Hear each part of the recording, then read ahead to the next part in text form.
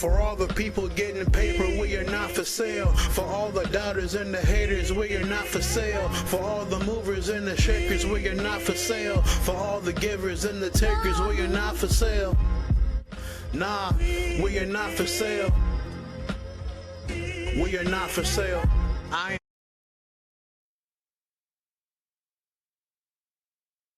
Back, man. Episode 14. We are back, y'all. The It's Been a Minute podcast. I'm your host, Trevor Augustus. Y'all know me and my partner in crime, and the other box over there is Angus AJ Johnson. What it do, man? What's going on, guys? How you guys doing? Applejacks in the building. What's good? Yes, sir. Yes, sir. Our apologies for last week. We had to reschedule some things, but we are back on it. We are back on it, guys. Before we go any further, let's get right into it, man. We got just a quick out. It's gonna be a little shorter episode. We got some things we got to handle afterwards, but we're gonna get cram as much as we can in, kind of like how we did the last episode. But hopefully we can get everything in and still give you guys some good content.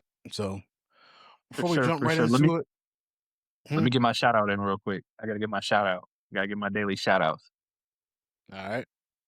Shout out to our future first sponsor. We don't know who that is yet, but we know you coming. We know you're looking for young, aspiring, and hungry content creators. Hey, we consistent now. This is episode 14. I don't think he mentioned that. This is episode 14. Even though we've had some scheduling issues and a lot of rescheduling, a lot of things going on, we got some in the tank. We getting better and better. We looking for that first sponsorship. Even if it's a mom and pop's dryer on the corner. You know what I mean? Wash and dryer, please. Laundry mat. Don't matter. All right. That's my shout out. Even if it's like Adidas, we know you're looking at us. Come on, Adidas. Hey, listen, if they fix vacuums, hey, sponsor us, please. Hey, before we get any further, y'all, just once again remind you every episode to please like, share, and subscribe. I repeat, please like, share, and subscribe. We're on Spotify, we are on Apple, and we are on YouTube. Tell your people, tell everybody you know to listen to the show. We appreciate your listening ears and your watchful eyes. Let's get right into it, man. We're gonna deviate a little bit away from the sports talk a little bit and get into some music. Man, where you want to start? You want us to go ahead and start with segment 1, man, about the ingredients to make the biggest rapper alive? Yeah, and are we talking about the ingredients that you have listed here? Or do you want me to list how much is needed for each of those skill sets, or are we talking about, are we just going to go ahead and put someone there for each of those? So, just a quick out. I was having this conversation with some other friends of mine about Drake, and we had, of course, it's always going to be a divide when you talk about Drake and his place in the music industry.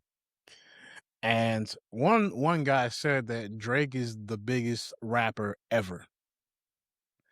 Now, of course, he got jumped, as he should, for that take.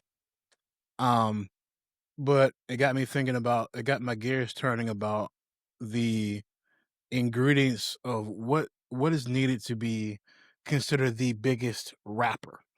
So a couple of the criteria that I had written down here, and just let's just go straight up criteria as far as bars, influence, numbers, staying power, relatability, or all the above.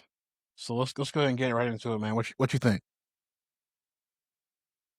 First of all, stop going around picking fights about Drake. Leave people alone. Leave people alone, okay? We're gonna have to return to the comment about Drake being the biggest rapper, is because it's. But that's, remember the whole, this is the thing about the whole Mike Jack reference. It wasn't just him emulating saying I am Michael Jackson. It was him talking about numbers in this game. of rap. You know what I'm talking about? And we're also talking about billboards as well. So that was essentially what he was kind of first referencing to. And I think we all when it comes to pop music, I think we all can just hand down and say, hey, Michael Jackson got that. He's the king of pop. All right. And so, unless anybody else wants to fight it for whatever reason, but I mean, for him to be close and numbers wise, I think that's where it kind of comes in. And I see you have numbers on here, and so like we're talking about bars. Bars is a must. You just have to have. I mean, that's the essence of hip hop. You got to have a punchline setup. There's so many different ways. Whatever type of cadence and flow that you have that you want to do it, storytelling, however your niche in rap is, the bars have to be there, or we just don't want to listen to you at that point. Because if you just want to talk about a bunch of stuff and put your feelings on paper, then go into an open mic and do poetry, because that's what those guys do, and they're really good at it. It sounds great, but we need like actual bars, actual punchlines and setups, um, which a lot of those poets actually do as well. The influence is huge. The influence, like if you're not a household name, or at least you're not coming up in random conversations and strangers' day-to-day lives, I don't think that you can consider yourself the biggest rapper. If you're not, if people are not trying to emulate somewhat of a style that you have, or at least an outfit or the way you wore it, or things that you do, mannerisms in any type of way, which a lot of people do with a lot of different artists. I mean, you just have to have influence, and that can also mean as well with social media. Those numbers as well, like have to kind of be there. Now will kind of like really reflect somewhat of your influence, and that kind of falls right into numbers. I definitely think you don't have to be a rapper that gets the most Grammys, even though I think a lot of people love to make that argument with Kendrick Lamar. Um, and also as well, he has like what is it, a Pulitzer Prize winner. Like he has a lot of different accolades that rappers essentially wouldn't have, which allows him to say, "Hey, I can be considered the biggest." Um, and I do think you have to have like a mix of that. I think as far as like with your bars and influence, you have to have those numbers that kind of stand out. You have to have those multiple platinum, those multiple diamond records. And we're talking about first week. We're talking about multiple double platinum, double diamond, deluxe albums, stuff like that. All of that in your catalog. And just for you to consider yourself the biggest, we're not talking about like a regular rapper here. We're not talking about someone that can consider them a great rapper. Um, this word, the biggest, the term the biggest, is not even talking about a top 5. We're talking about number 1, the biggest rapper. Um, and you need those things. You definitely need those things. Staying power. What do you mean as far as staying power? Go ahead and can you clarify that one more time? So staying power basically means like when we bring your name up, do we bring your name up with a groan and sigh, or do we bring your name like oh yeah, like okay, that's he's still cool, like for example, Snoop, Clips. So I'm gonna be completely honest. So I get it from the, I don't mean to cut you off. So just to kind of continue really quickly from what the explanation what you said from staying power. If I'm judging that out of a 10, 6 or 7, and the thing about this, that has a lot to do with interchanging of generations and not just how people view things. Like Eminem used to be literally rap god. Now people are trying to cancel him for songs that he wrote like 20 years ago. And for a lot of people in our generation, we know Eminem. I mean, dude, the other day my dad ran in here. It was probably maybe a couple months ago. He ran in here showing me a song with him and LL Cool J. He just went crazy. Like people from our generation older understand who Eminem is. You know what I mean? We know he's always gonna be that boy, even LL Cool J. So My mom hey, loves LL that Cool J song. still got it, boy. Listen, my mom loves that song too. Yeah, like, and LL was the Murder, first yeah, person who made the term "goat," so y'all don't and this is what we talking about, right? So, yeah. um, like, as far as staying power, I don't think that's that important. I think it could be nice. Like, as far as, like, I think that really more reflects people that had more potential as far as, like, maybe deceased rappers or those that kinda, like, really kinda capped off their career or something, like for instance, Malice and the Clips. When people mention that, they're like, "Ooh, yeah."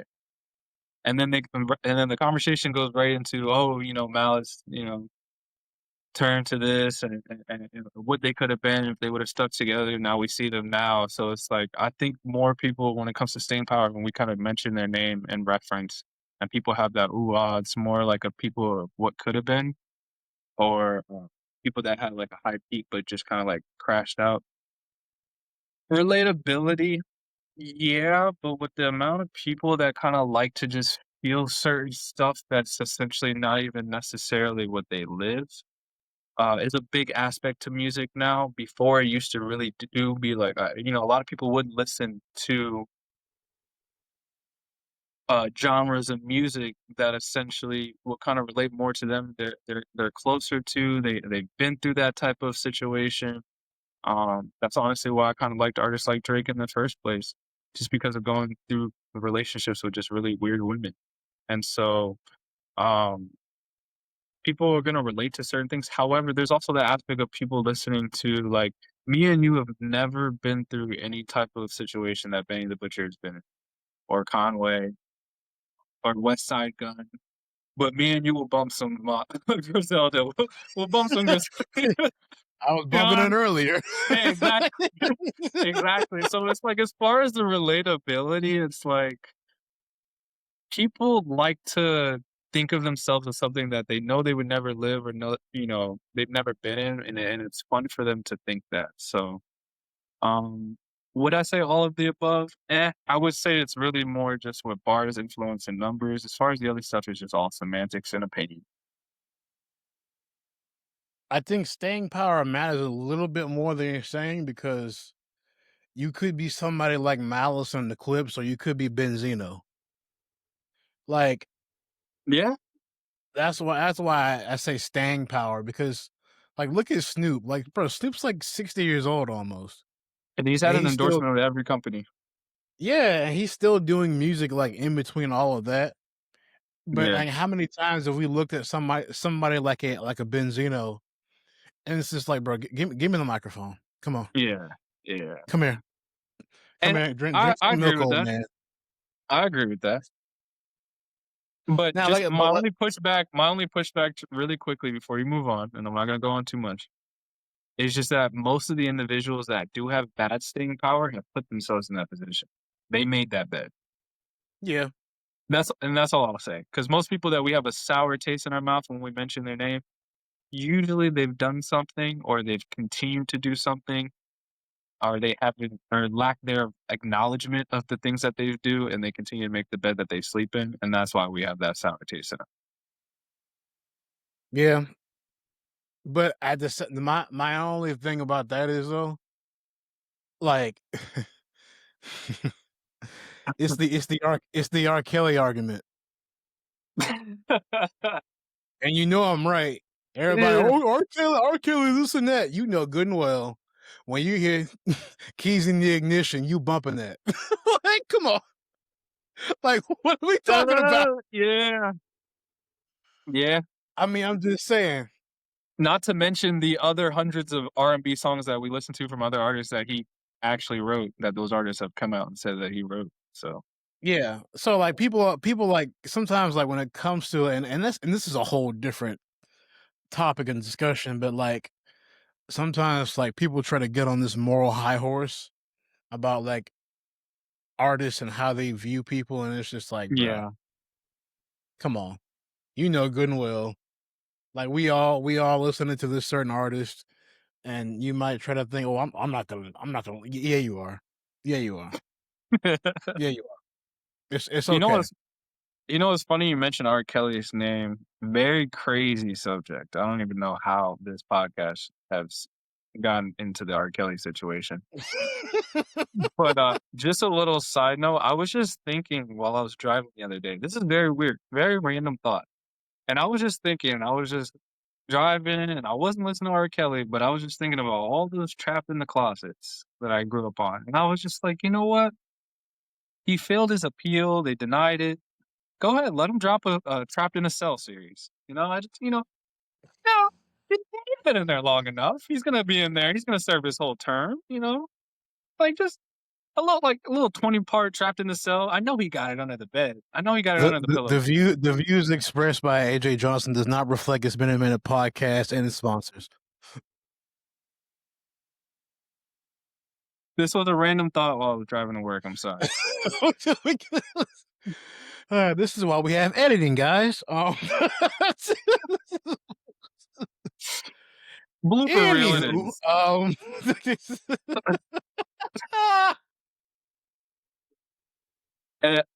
Just a quick sec while I refresh. Trevor's gonna take over while I get my DoorDash from the front door. Okay. And now, and now to our sponsors that pay our bills and my DoorDash. Right. Yes, chat. If you hear footsteps, that's the sound of our sponsors running away from us. Just while AJ's getting his food, just a little bit about me. For those who may not know, I'm 27 years old. I'm in the we're both in Florida actually, but yeah, I've been knowing AJ since I was about 7-8 years old, and kind of been we've been in and out with the friendship. We've taken like 2 different paths. As far as like how we become friends and how we stayed friends, and we both ended up finding our way back to and rekindling the bond that we used to have. Things are a little different now because we're both grown adults and life happens and we have to adjust accordingly. My dad passed away back in 2021. He was taking care of my mom, and because my mom had a stroke in 2018, and but yeah, he passed away in 2021. So I had to step in and take care of the brunt of the caretaking duties that he was doing, because I was working at the time, trying to get things keep things going actually.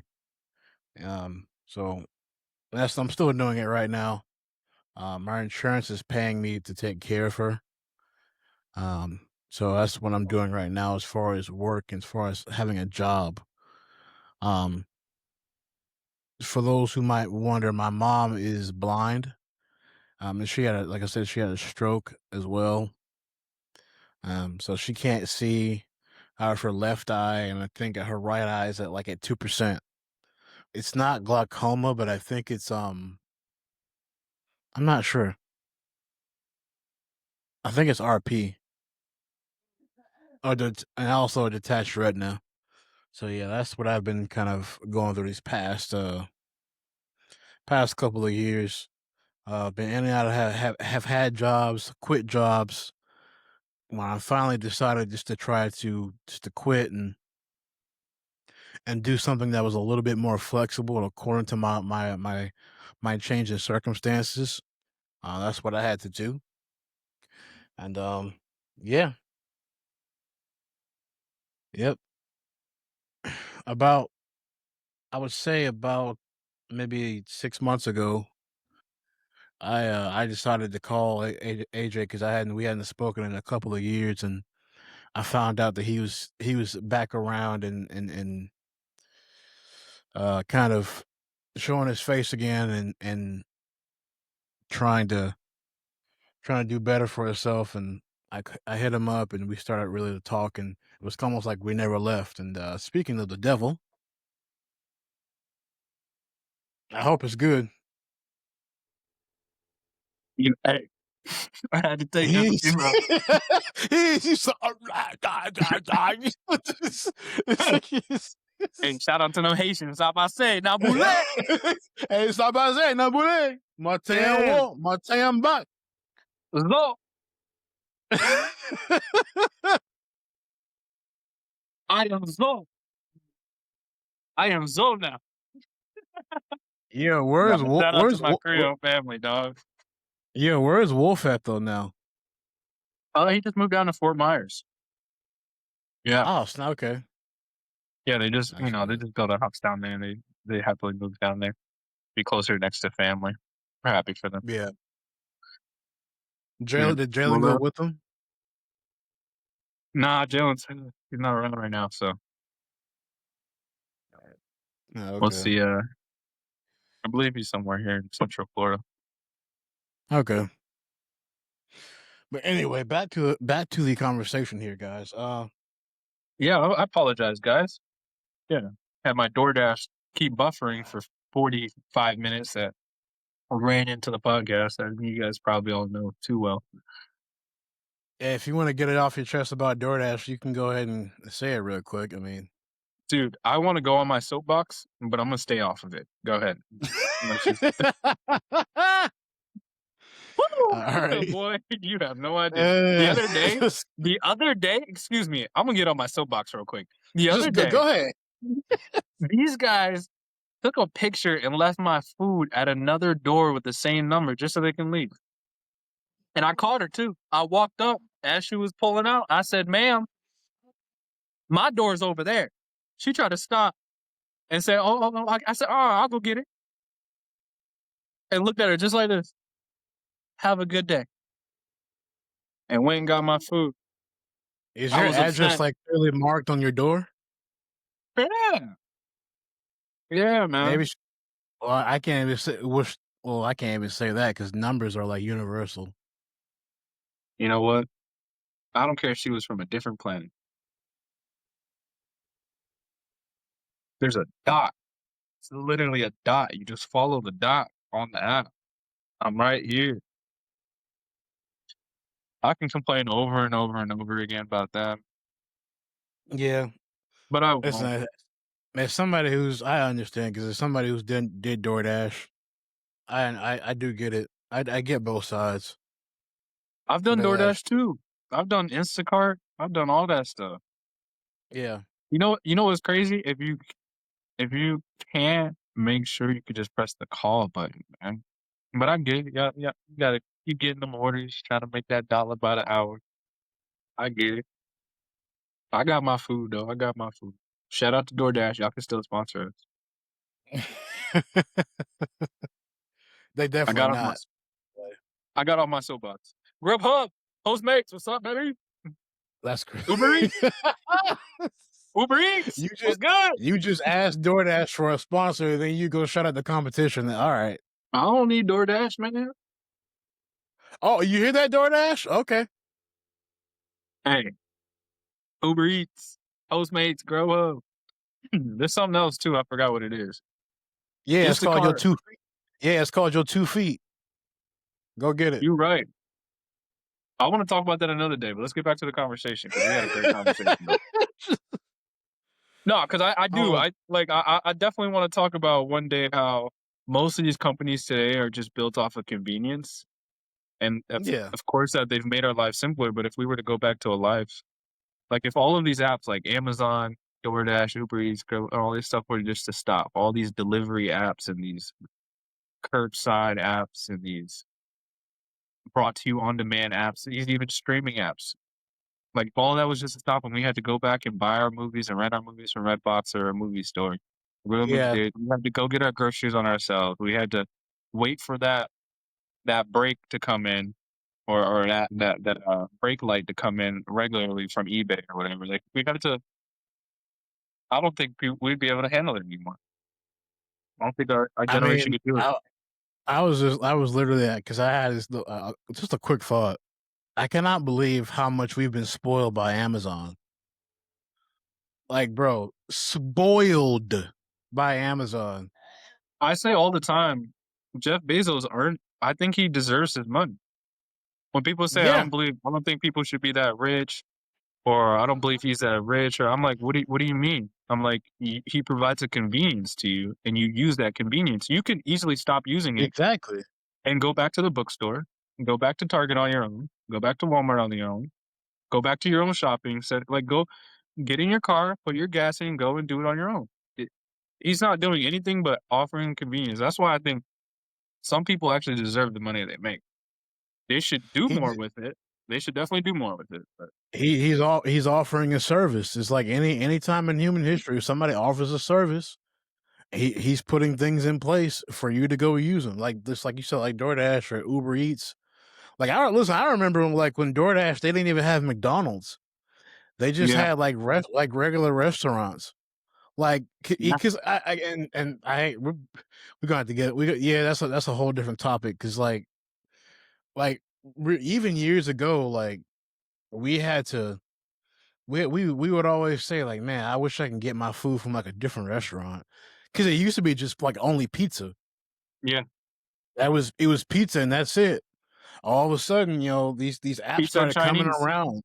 Yeah, pizza and Chinese. Yeah, That's the only you thing. know. People would actually be like, "What do you want? Pizza or Chinese?" That's the only thing that delivers. Yeah. I listen. Mm. I can't imagine a world we live in where I order something and it gets here and it takes 2 weeks for it to get here. Like that used to be the struggle. Waiting 2 weeks, it was the norm, and now I order something, it's at my doorstep the next day. Well, that's how I feel when every now and then I order from something like Shein or a different website and it's telling me 10 days or something like that. I'm like, "What do you mean 10 days?" Or also Exactly. Like, what you mean? yeah, what you mean? And then also too, like say, for instance, if I'm ordering something from another site and they charge me shipping, I'm so used to having Amazon Prime that I'm Yeah. like, shipping?" I'm like, "What do you?" What do you mean shipping and handling and tax? Like, what? Yeah. It'd be funny because it's like I'm, like, not from this generation. I'm like, "What is this shipping?" I'm like, "What is this you speak of?"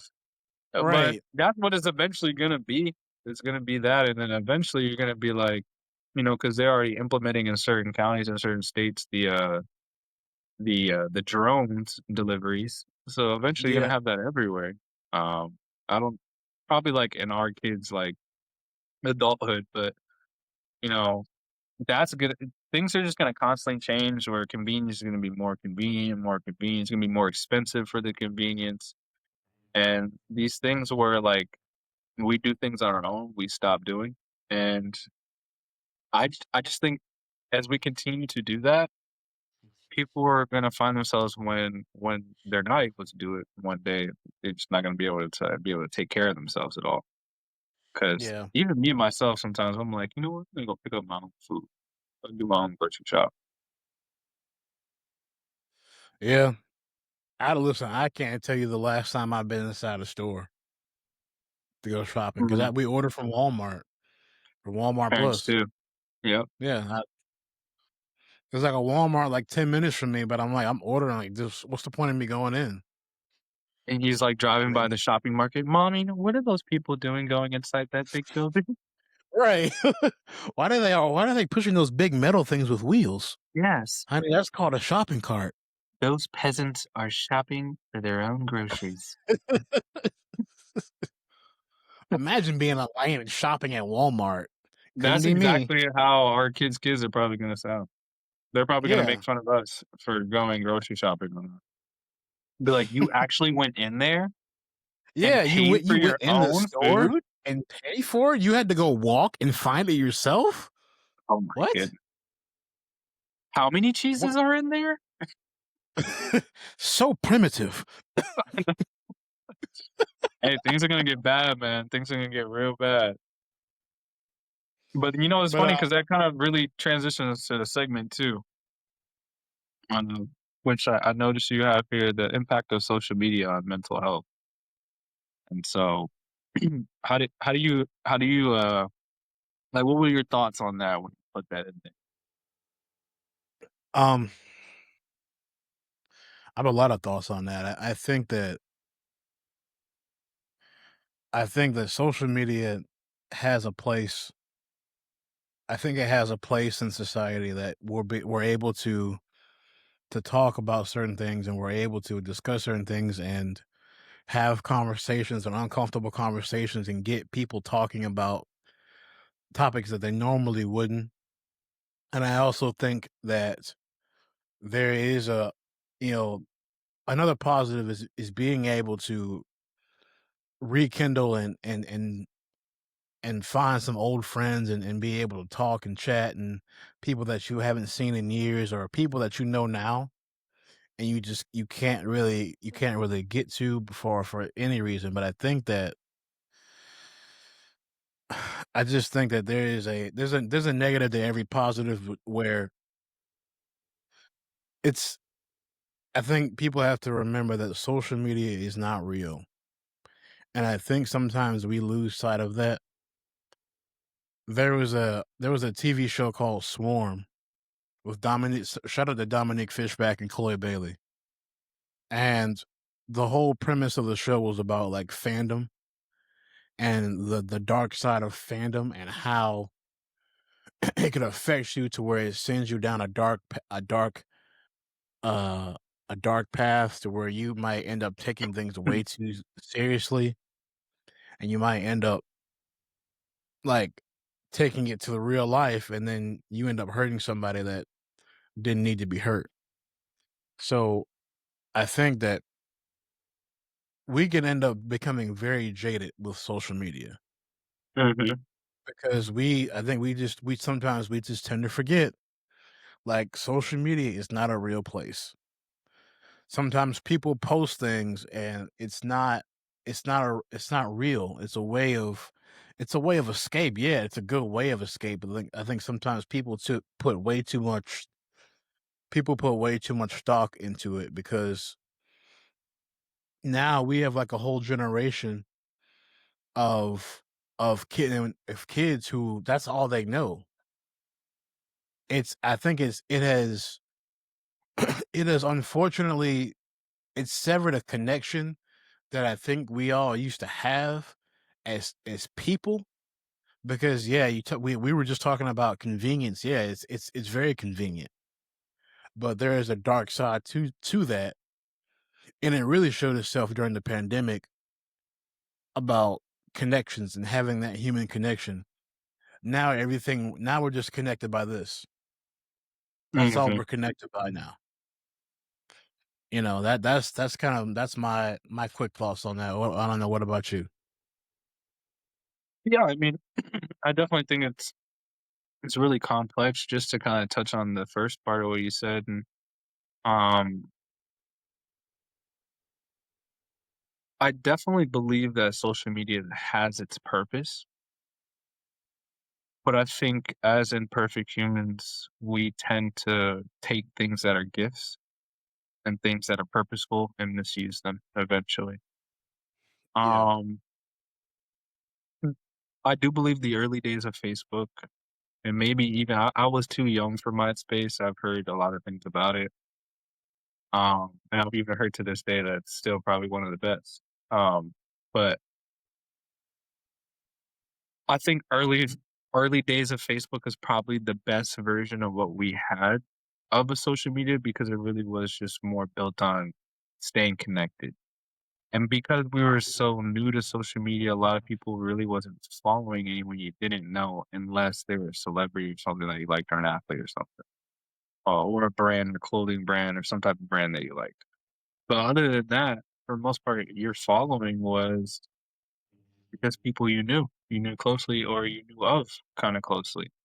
There was a time where if you asked for a girl's a number, you know, or Instagram or something, she'd be like, "Ew, no."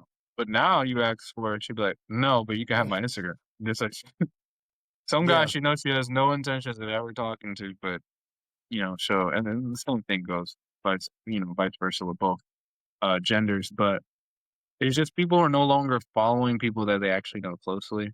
It's more like, how can I come across to not only people that I know, but people that are complete strangers, so I can impress them as well. I do think that there's a lot of good with social media even to this day. It's just that because everyone's on it, there's so much out there that there's so much to look at, there's so much to get lost and distracted by, and there's a lot of bad influences out there. There's a lot of bad people because everybody now is like before you had to kinda actually create content. Now it's just I could just put up the camera and record just us having a regular conversation or just doing whatever. So, and not everybody that's putting up the camera and pressing record are actually good people or doing good things.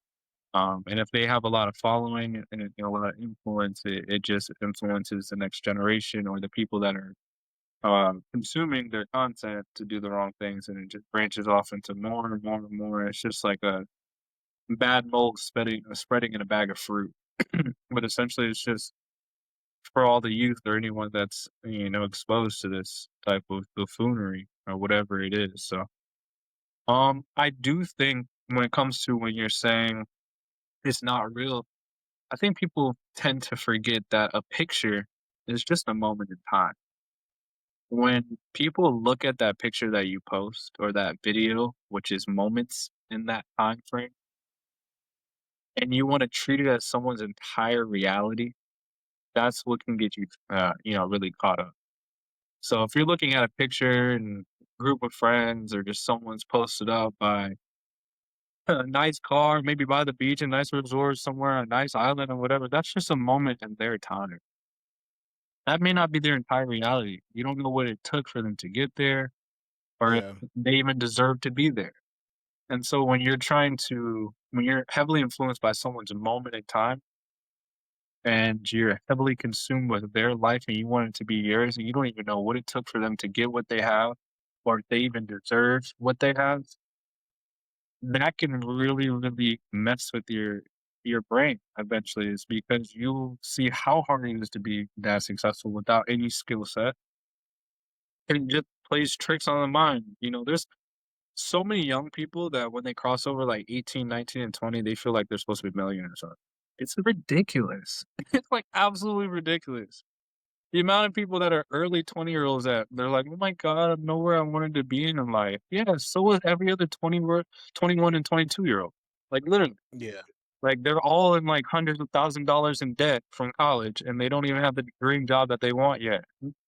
No one in that time frame really is, like, really happy, but because you're seeing some TikToker that's, like, 19 years old traveling the world and have millions of dollars, you think that that's supposed to be your life, and so all of a sudden you're crying and you're pouting is because you think that that's what you're supposed to have. So, we're too oversaturated by everybody's life. Like, if you go to certain countries, there's certain things that are not even allowed to be posted. There's only like, educational things that are allowed to be posted.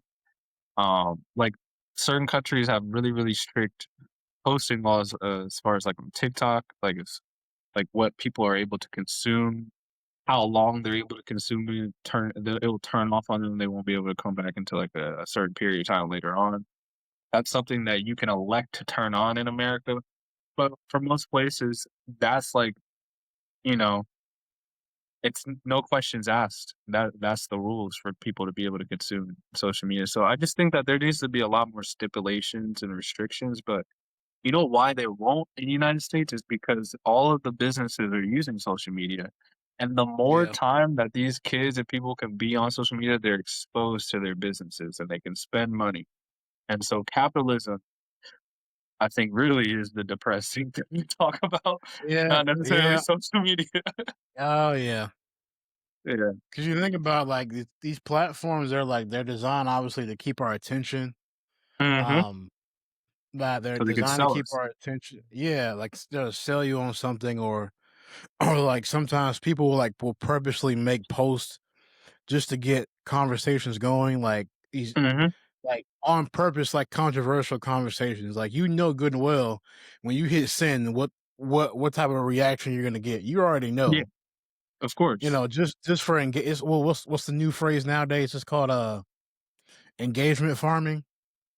Yeah, You know, and I or think over farming. time, yeah, or farming exactly. This man said Um, engagement farming. oh yeah, that's a phrase I've heard. Yeah, engagement farming, or like or trolling, or whatever Wow. phrase you want to use. That's crazy. Um, where people will like intentionally post wild things or like wild takes just to get a conversation started. It happens with sports and music. You go Mhm. all down like Twitter or Threads and Instagram, and you got people in the comments arguing amongst themselves. People with no life and no job arguing about Clay Thompson and Megan Thee Stallion. Anyway, um, I Crazy. think that you know it creates a very distorted view of reality, and we start to see like negativity more often than positivity. Mhm. It's all about bad news, it's arguments, like you said, unrealistic lifestyles. Yeah. You know, we I might was just see like looking our at this one video that's called LARPing today, where, you know, essentially it's what literally and we already know what LARPing is, live action role play, but, like, as far as, like, what this new generation does of standing next to people's cars or putting their hands over people's steering wheels and taking a picture acting like they're driving and yeah, flashing people's money and stuff, and for the most part, that's what rappers do. They have to have this bodacious, lavish lifestyle to live their lifestyle, so it works for some people, but for, like, other people that kinda get lost into that, it's just so unrealistic, very unrealistic. or like the pranks. Don't you love the pranks that people pull? Like, I bruh, do. back in the day, bruh, some of that stuff that get you shot. like, like, Yeah, bro, oh man, it'd be funny, crazy. but I'm like, some of that stuff, like, dog, you catch the wrong person on the right day, they gonna be what Biggie says, it's gonna be some slow singing and flower bringing. Man, Nice little how Biggie reference there. what's the one thing you hate about social media more than anything?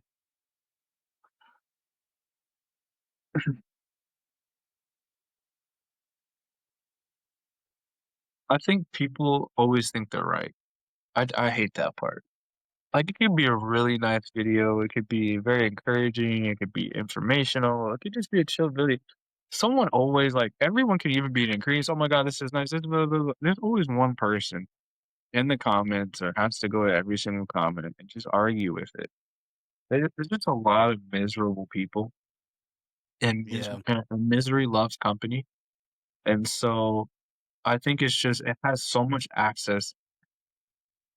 I mean, not only do you have access to it, but just so many other people that are just living very miserable lives, that very hateful people and really bad energy people to be around. They have access to it too.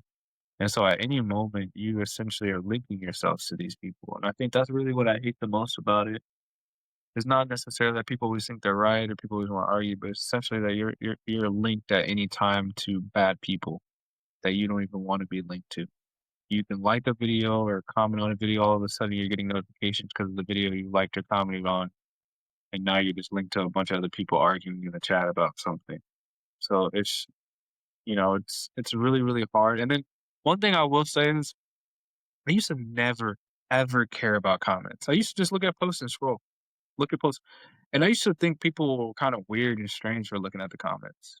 And I wish I kept thinking that because all of a sudden I started checking comments and I started laughing.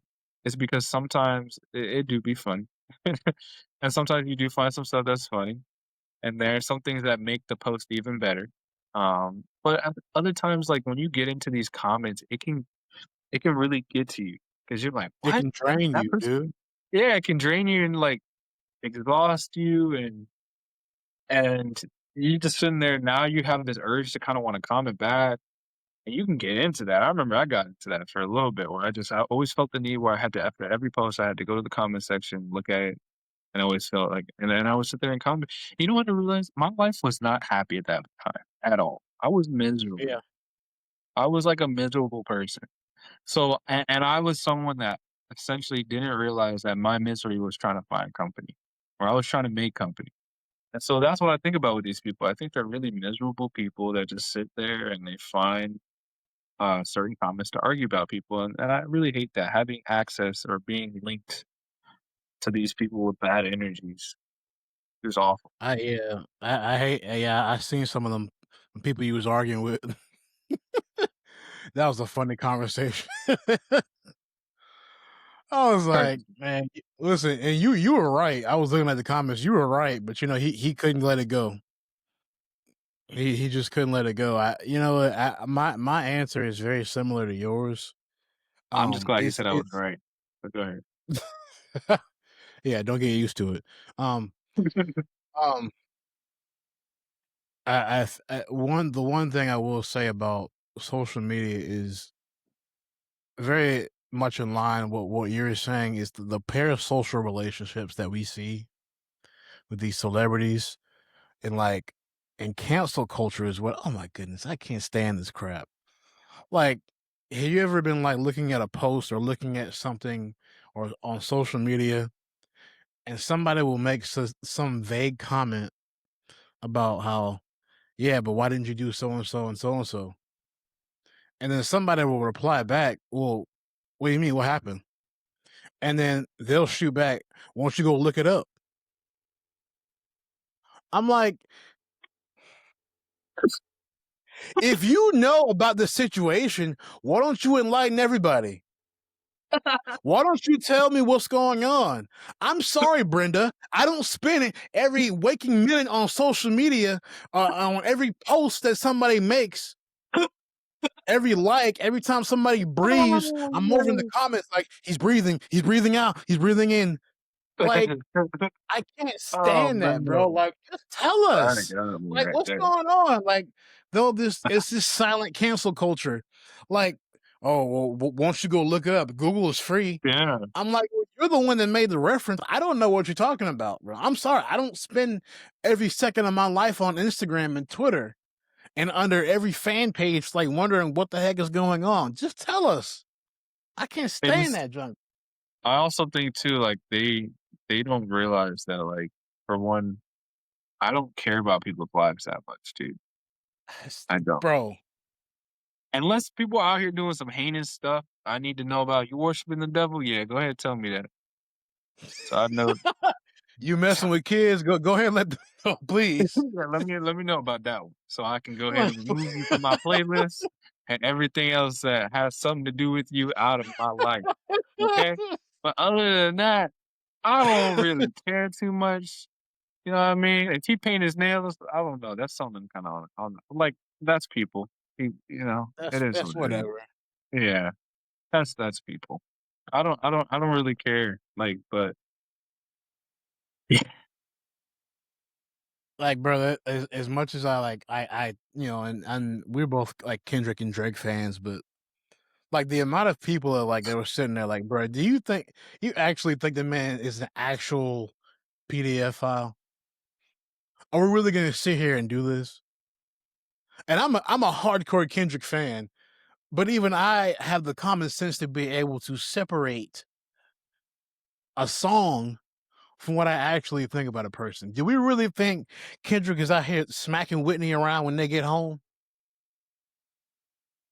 Do we really think that Dave Free is secretly a dad? One of his kids. Do we really think that? And this is actually that right there.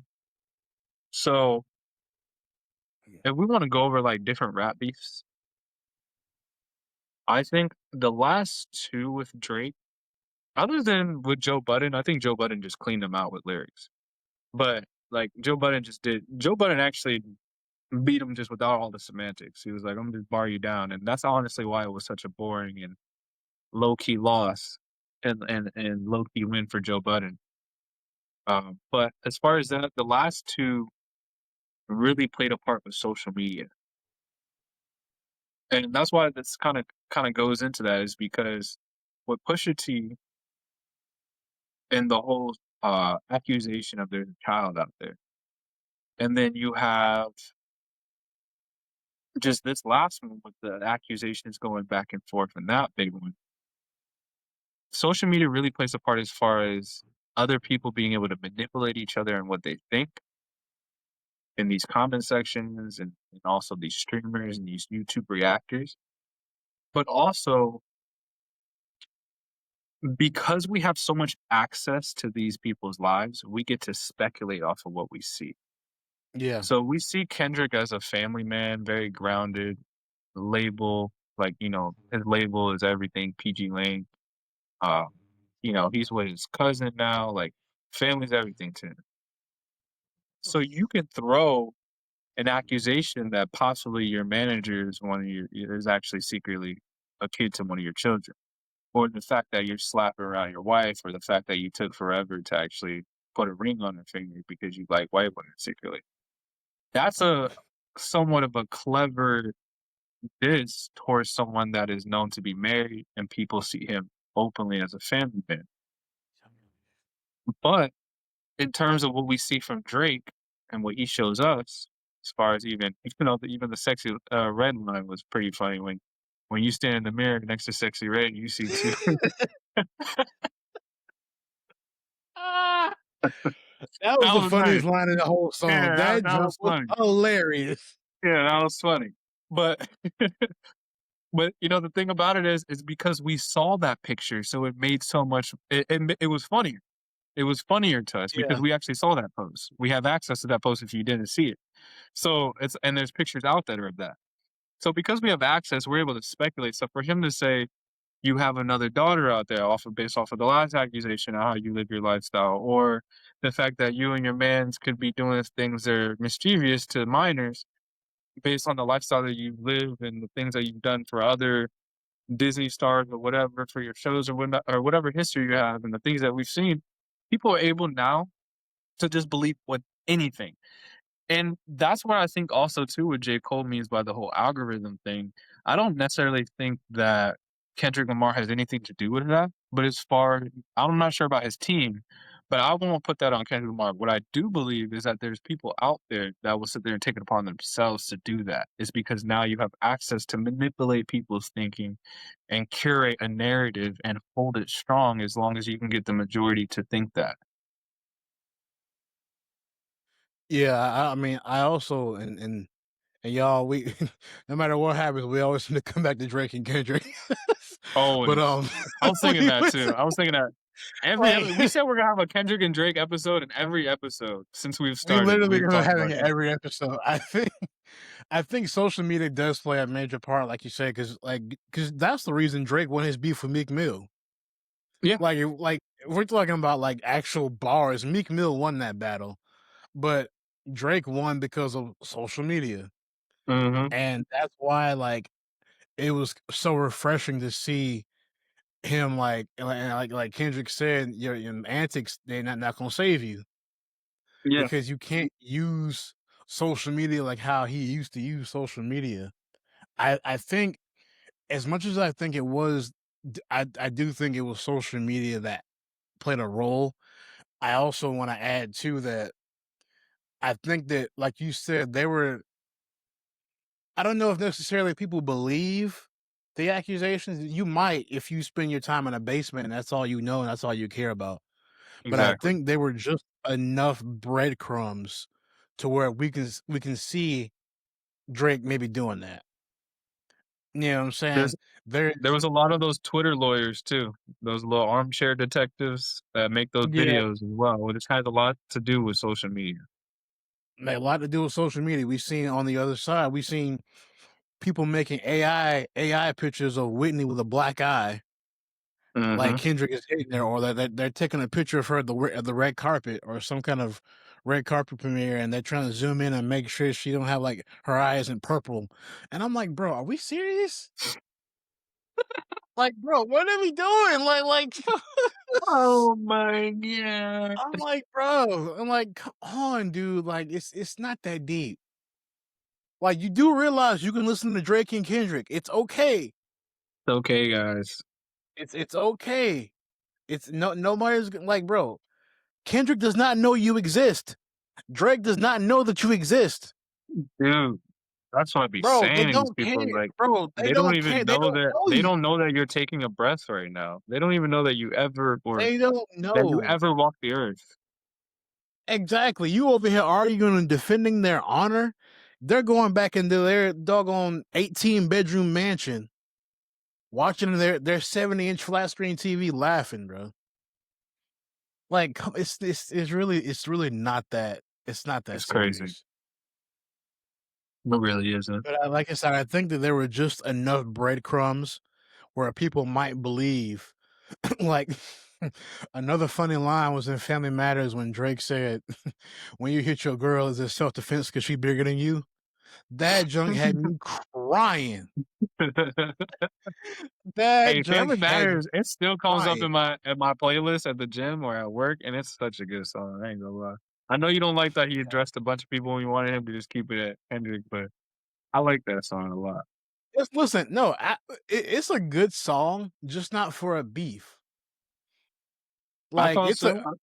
in Because you in know the what? in, I was in listening to it after you said that, and I was thinking, I was like, okay, so he addresses Kendrick in the first part. He takes an interlude to get his stuff off about other people that has his name in his mouth that essentially wanted to now speak up because Kendrick had dissed him, and because Metro was going back and forth with him on Twitter.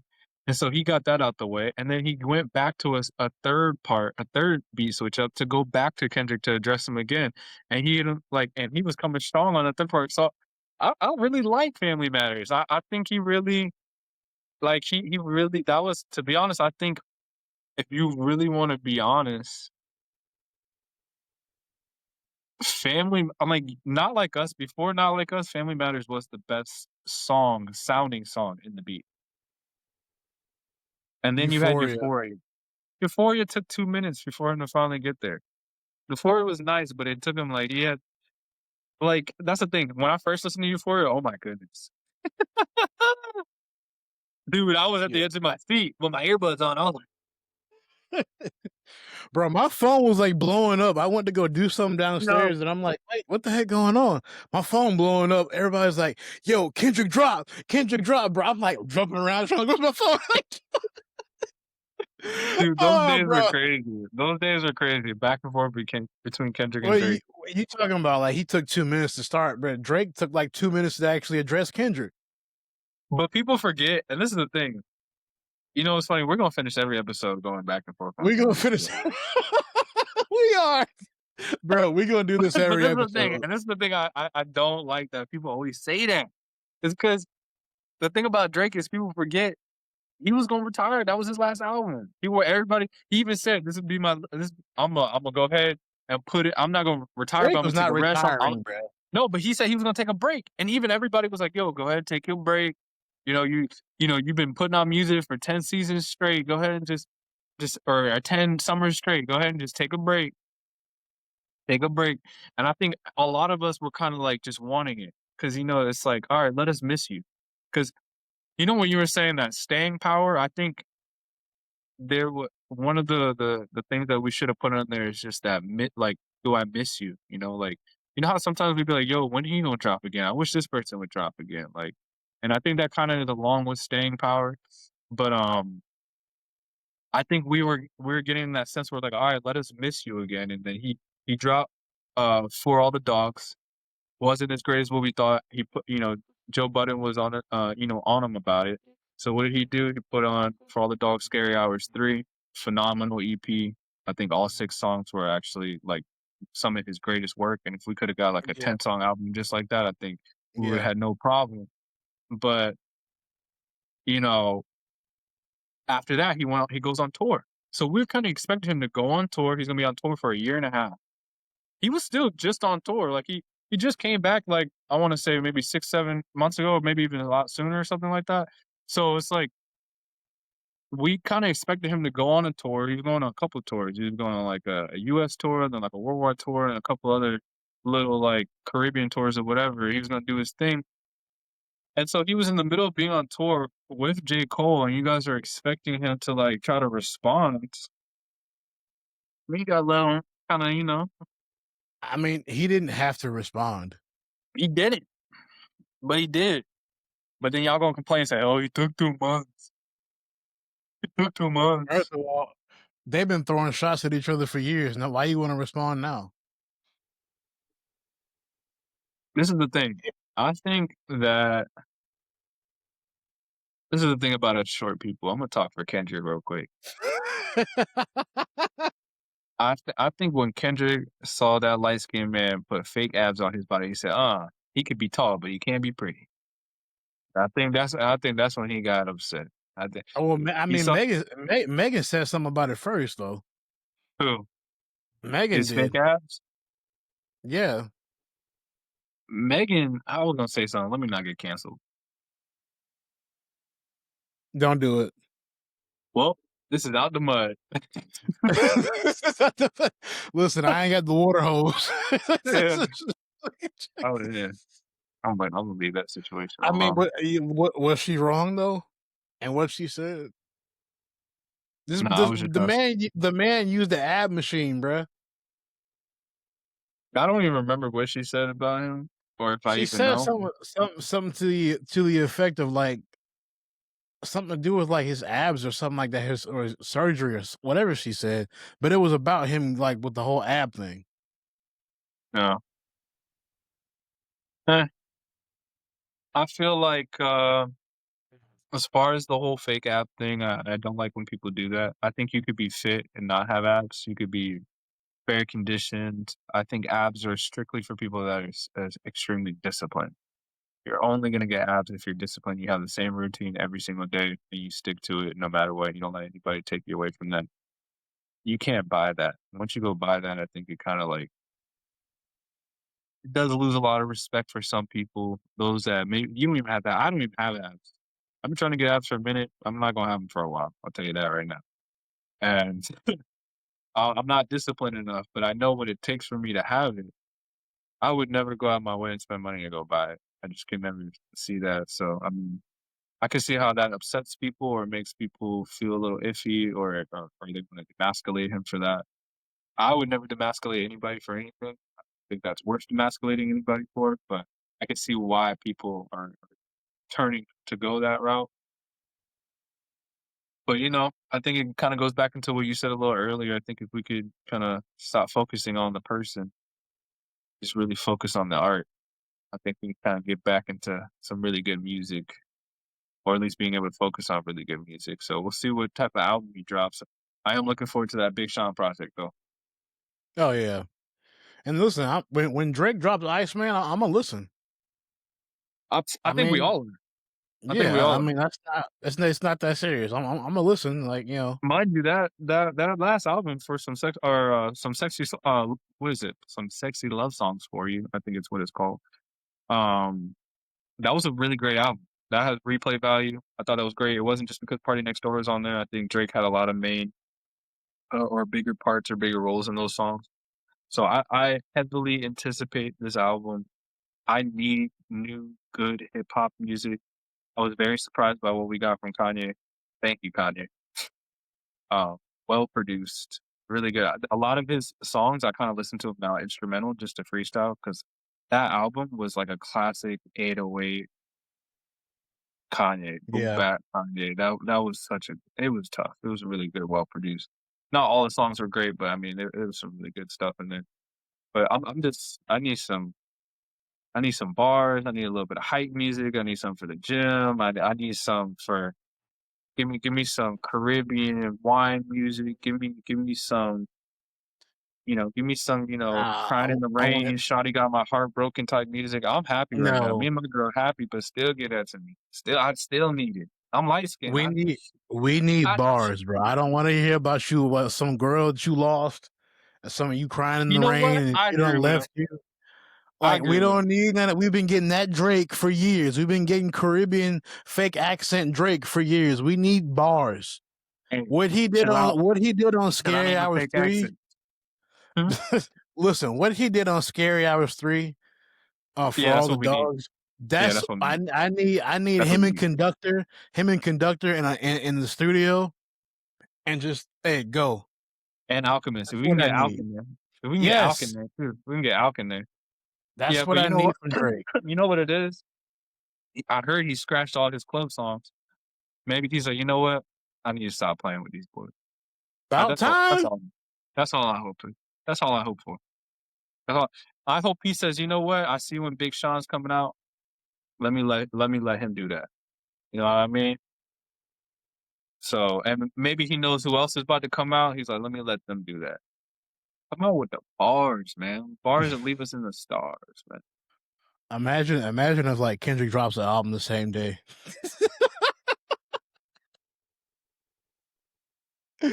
As a hip hop fan, no, as a hip hop fan, I'd be mad. Yeah, I'd be kind of pissed.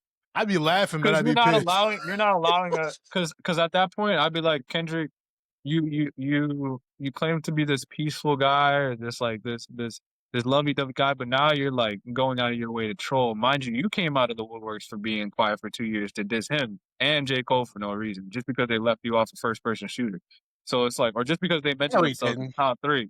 No, he Not left him didn't. out. Not left him out. But they mentioned themselves as not top 3 or top 2, whatever they said on the song. So it's like I know why you was feeling funky and you wanted to finally come out and start saying some stuff. And you was Oh, trying to break stop out it. some PDE. Oh, I stop know, it. I know Whitney put you on a curfew and all, but dang, bro. Oh, stop Like, it. come You get on, all man. right. Dang. Listen, No, sorry, Mr. Lamar, but dang. But you he know, he it's just mad. He just mad that Family Matters got stomped on by Meet the Grams. That's all it is, guys. but all jokes aside, and I ain't trying to mention your man's wife, but you know, all jokes aside, because I know I want him This man. I want him dissing this. Hey, listen, you about to go on YouTube and see Meet the Johnsons. Yeah, for real. Yeah, leave me alone. I don't got the money or production money for all that. You gonna have me responding off of an Android phone. So you gonna hear me in my closet just Hey, listen. yeah, yeah, that's all you gonna hear. But anyway, dang, I don't even know what I was gonna say. Yeah, you I know what? totally Let's just lost go my ahead. train of thought. Let's just go ahead and end it like that. Yeah, just go ahead and end it. Well, we just Oh go no, ahead and end it, but man. what I was gonna say, I just hope that really doesn't happen, is because that wouldn't allow hip hop fans to be able to take in both albums and really uh kind of really take their time with both projects and value for what they are. And I know that Drake and Kendrick both acknowledge that most of their fans are fans of both. So, you know, you're gonna have your stands. You're always gonna have your stands. And the stands are essentially what keeps the tickets always sold out. But I mean, I think both of them understand. Like even J. Cole. J. Cole understands a lot of his fans are also fans of both of those guys as well. So I hope they all drop at a reasonable time, because we're also expecting a Kendrick Lamar album too.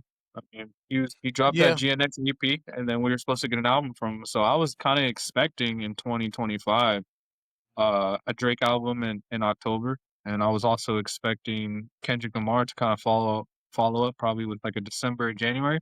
I still do think that Kendrick's gonna drop closely behind him though. Of course, I think so. yeah, he I just don't might. think the same week. I don't think the same week. I think he'll do something like a week before, a week after. I don't. I think he might let it breathe. I was like, I don't think he's that petty. I Even though do. I think he's also listen. He's claimed that he's peaceful, but he's also said he's not perfect. So it's not out of the realm of possibility that he drops the same Man, day. I would this laugh man my said, behind "Good off. kid, Mad City." This man said, "Good I kid, would Mad City." listen. That's I would all I laugh heard. my behind off if he dropped the same day. That would be so hilarious. I would delete. I would delete Moth. I would delete everything. Bro, that's a level of petty I aspire to be. I ain't gonna lie. Right Man. now, that happens. I'm changing to country music, bro. I ain't never coming back. He's talking about he changing it. Sure, I I already ain't listen never to coming country. back. I What you already listen to do. these days? What you do? What you listen? You I look like like what's his name? Shabu or whatever his name is. Shabuzi. Shabuzi. Oh my good lord. Go ahead. But yeah, man. I'm into all types of country. I mean, old school country, kind of like this newer modern country. It's not like that many songs, but like I like the really really old stuff like Hank Williams and like Johnny Cash and like Merle Haggard and stuff like that. Waylon Okay. Jennings. Okay. Even some of the newer guys too, like obviously like Blake Shelton and Florida Georgia Line and who else, and Darius Rucker. Just to name a few. Dude, Yeah. I only heard 3 names I know, so that's how I know you really listen to country music. That's Oh yeah, crazy. I'm Good for you, definitely man. tapped in. You tapped in, bro. Okay. I listen to Metal Rock. Oh yeah, I got a whole freaking Just play. I was just playing. 40. Oh, you don't? Oh my god. No. But you listen to Metal Rock? Come on, you miss. Oh yeah, my god. I do. Yeah, I do actually. Hey, well, you know, this man's a producer, so he listens to everything. He got to. That's how. That's how you sample. If you ever listen to that Wu-Tang or watch that Wu-Tang show, kind of see how you got into it. Listen to all different types of stuff. I don't know. I just rap. I don't produce. All right, kick a freestyle real quick. Let's go. I can't freestyle. You can't freestyle? I'm not a freestyler. Don't judge me. I'm not a freestyler because my style ain't free. That's all you got? Sleep out because my. No, I was about to say something crazy. No, you wouldn't. No. Anyway, I really was. Listen, man, this has been really dragged fun. The last 10 minutes of this.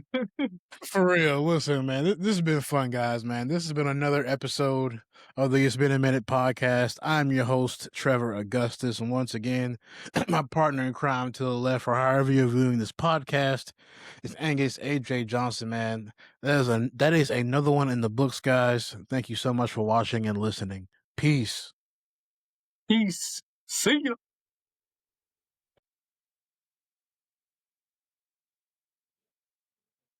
For all the people getting paper, we are not for sale. For all the doubters and the haters, we are not for sale. For all the movers and the shakers, we are not for sale. For all the givers and the takers, we are not for sale. Nah, we are not for sale. We are not for sale.